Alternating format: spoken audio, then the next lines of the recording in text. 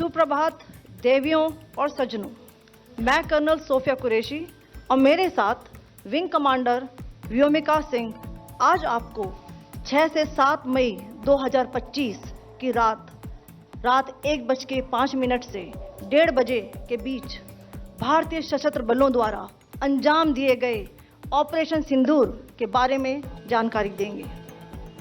Operation सिंदूर 22 अप्रैल को पहलगाम में हुए विभत्स आतंकवादी हमले के शिकार मासूम नागरिकों व उनके परिवारों को न्याय देने के लिए लॉन्च किया गया था।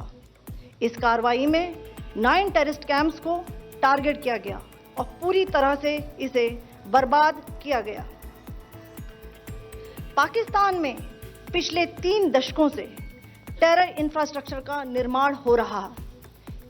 इसमें recruitment, indoctrination centres, training areas व लॉन्च पैड शामिल थे, जो पाकिस्तान और पाक अधिकृत जम्मू कश्मीर POJK दोनों में फैले हैं। Operation Sindoor was launched by Indian Armed Forces to deliver justice to the victims of Pahalgam terror attack and their families. 9 terrorist camps were targeted and successfully destroyed. Over the last 3 decades, Pakistan has systematically built terror infrastructure. It is a complex web of recruitment and indoctrination centers, training areas for initial and refresher courses, and launch pads for handlers. These camps are located both in Pakistan as well as Pakistan-occupied Jammu and Kashmir areas. Some of the well-known training camps are located, as you can see on the screen. They are distributed from Savai Nala in the north, counting to approximately 21, ending at Bhagalpur to the south. इन लक्ष्यों का चयन विश्वसनीय intelligence सूचनाओं के आधार पर हुआ ताकि आतंक गतिविधियों की रीढ़ तोड़ी जा सके, और यह खास ध्यान दिया गया कि निर्दोष नागरिकों और सिविलियन इंस्टॉलेशन को नुकसान न पहुंचे। The selection of these targets for Operation Sindoor was based on credible intelligence inputs and role of these facilities in perpetrating the terror activities. The locations were so selected to avoid damage to civilian infrastructures and loss of any civilian lives. This was done with due diligence, and the camps selected for targeting and their engagement will now be shown to you one by one. POJK के target मैं आपको बताना चाहूंगी। सबसे पहले सवाई नाला camp Muzaffarabad, जो कि POJK के लाइन ऑफ कंट्रोल से 30 किलोमीटर दूर है। यह एक लश्कर तौयबा का ट्रेनिंग सेंटर था। 20 अक्टूबर 2024 सोनमर्ग, 24 अक्टूबर 24 गुलमर्ग, 22 अप्रैल 2025 पहलगाम, इन हमलों के आतंकियों ने यहीं से प्रशिक्षण लिया था। सैयदना बिलाल कैंप मुजफ्फराबाद, यह एक जैश-ए मोहम्मद का स्टेजिंग एरिया है। यह हथियार, विस्फोटक और जंगल सर्वाइवल ट्रेनिंग का केंद्र भी था। गुलपुर कैंप कोटली, यह LOC से 30 किलोमीटर दूर था। लश्कर तौयबा का बेस था, जो रजौरी, पुंछ में सक्रिय था। 20 अप्रैल 2023 को पुंछ में और 9 जून 2024 को तीर्थ यात्रियों के बस हमले में यहीं से आतंकी को ट्रेन किया गया था।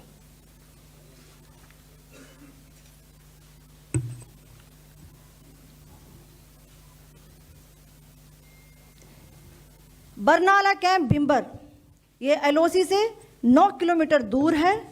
यहाँ पर हथियार, हैंडलिंग, IED व जंगल सर्वाइवल का प्रशिक्षण केंद्र था। अब्बास कैंप कोटली,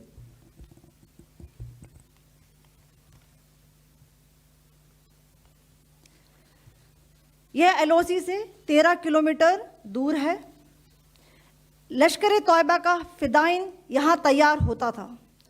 इसकी कैपेसिटी 15 टेररिस्ट को ट्रेन करने की थी।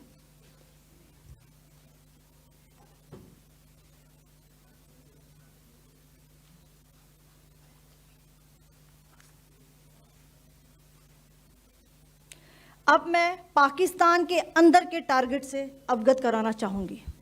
पहला, सर्जिकल कैंप सियालकोट। यह अंतर्राष्ट्रीय सीमा से 6 किलोमीटर की दूरी पर है, सांबा कठुआ के सामने।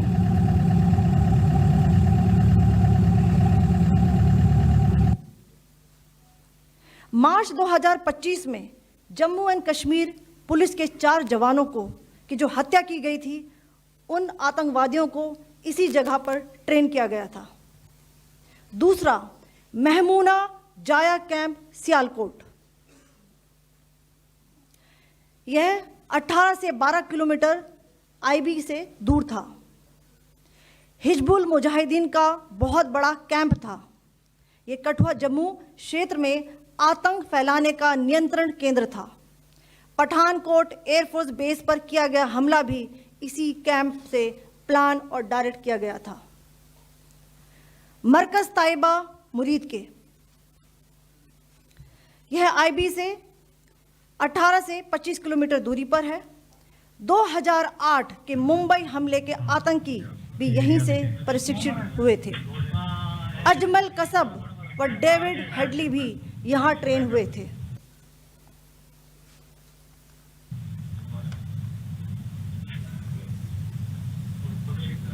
आगे दूसरा आया।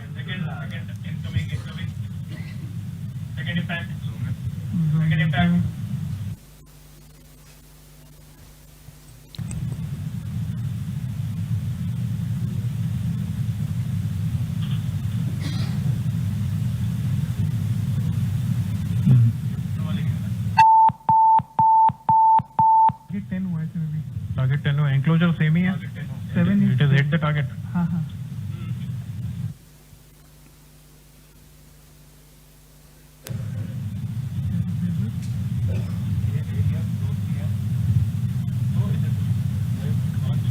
आ गया सर, इम्पैक्ट आ गया।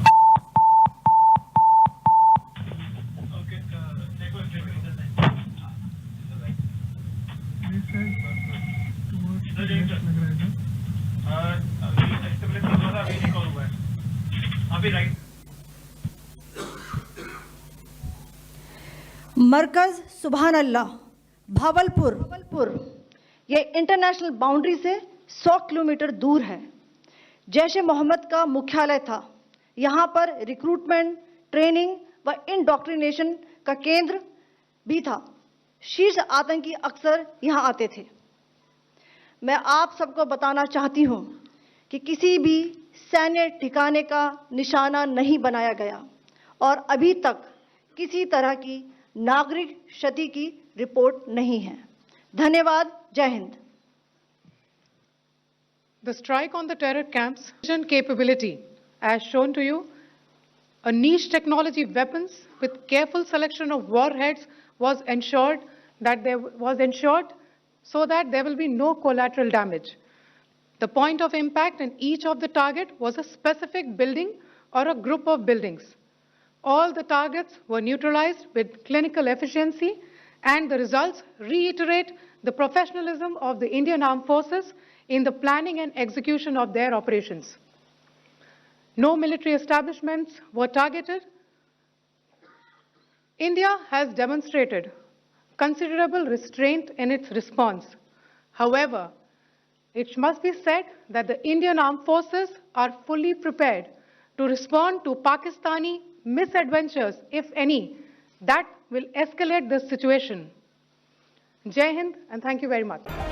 Bureau News, Bangla Times.